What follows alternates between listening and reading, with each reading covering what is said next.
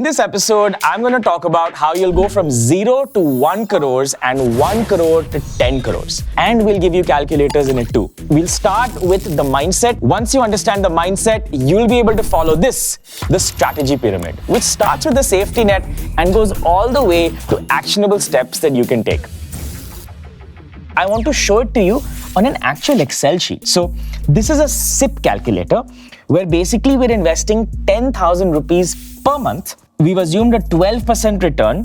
Now, if you scroll down, you can see the number of months on the left.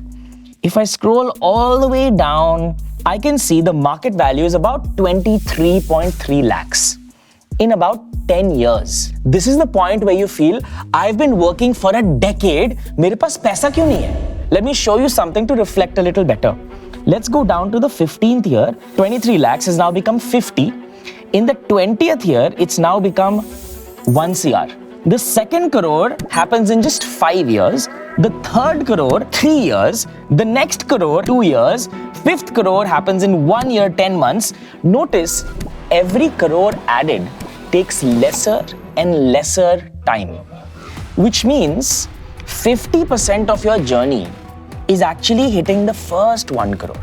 And that's the difference between people hitting their first CR or next 10 CR, because it's mostly about mindset and less about skill. But let's get real. Can you really hit 1 or even 10 crores with a 50,000 rupee per month salary?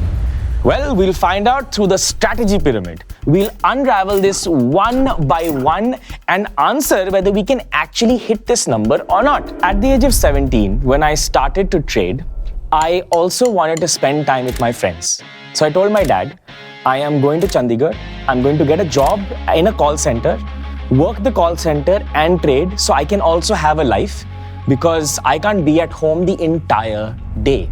My dad the next week dropped me to a bus station and said, "Beta, kuch problem hogi, so I'm there, don't worry." Back then, he was my safety net. I could take a huge risk because I knew I had someone to fall back on. But when you're an adult, you're completely alone.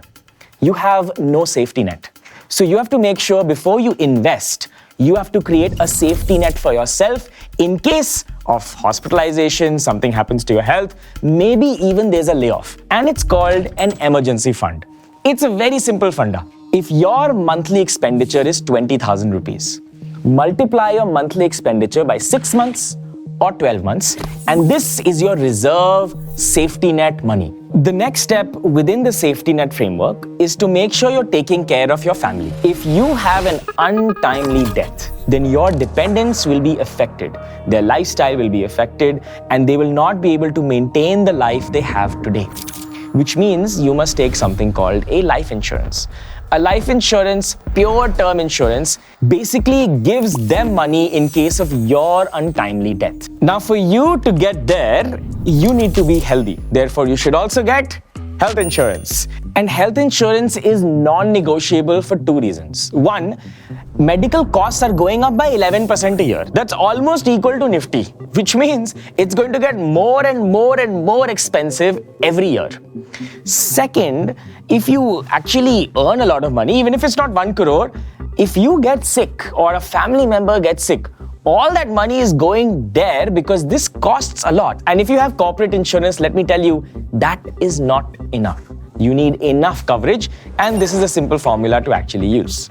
And now we'll go to level 2 of our strategy pyramid, and this is investing enough. You see, guys, a lot of people start with a monthly SIP of 1,000, 2,000, 3,000. This is great because it starts the habit of investing. But I think you should find a way to invest 20% or more of your income in markets. The reason is simple. 12% CAGR, to be honest, is mostly an informed guess. No one really knows what your portfolio CAGR is going to be. So when you're selecting a mutual fund, there are 2 options, regular and direct. Now, if you have a financial advisor, a regular fund actually makes sense and you'll be paying him a fee, but that's good because he's there to help you out. But if you're a do-it-yourself investor, you should pick a direct fund where the fees is less. And this research by Value Research is really insightful. For 20 years, if someone invested this amount, the difference between a direct plan and a regular plan shows a difference of almost 20 lakh rupees. And the difference in this example is only 1%. That 1% compounds over many years and creates a difference of 20 lakhs. Now let's move to my favorite part in the entire strategy pyramid, and that's lifestyle inflation. Now you've probably heard of normal inflation. This is a basket of goods and the government says it's moved up by so much, so you have 6%, 7%, the cost of living is increasing. But has the cost of living actually increased by 6% for you? For the last 2 years, I'm sure you would have spent a lot more. Where did it go? It went on the niceties of life. You know, the sexy things like the nicer shoes, the better apartment, because it has a better view. You're basically doing discretionary spending. Stuff that even if you don't do, it will not affect your life as much, but it does affect how you feel. And I'm not saying buying an iPhone or a Mac or an Apple Watch is a bad thing. It's bad only if you can't really afford it. You know, a friend of mine for the longest time was at about 1.2 lakh rupees a month. And for whatever reason, he suddenly jumped to 2 lakh rupees a month. I was so happy for him. This gentleman is older than me. He's about 45 years old and I think he totally deserves it. He's worked his entire life. But when I spoke to him on the phone, he told me, you know, I have another friend who earns 1 crore. He's immediately comparing himself to the guy who makes 1. And I asked him, how do you feel about that? He said, well, I won't be able to get a really nice car, but it's okay. It's true. The grass is always greener on the other side because it's fertilized with bullshit. You will always want something more. So here is my solution to you to break this Chakravyuh. As soon as you get your 50,000 rupees a month, take that amount and immediately put it in your SIP. So now that investment has left the account, you can't spend it. Second, take a second amount from it where you will use your lavish spendings and put it in a different account. Make it a little tough to actually access. Don't have a credit or a debit card attached to it.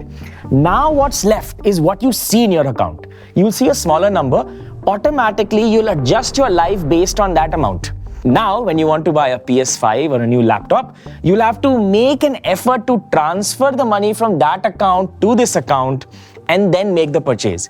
It adds a little bit of friction.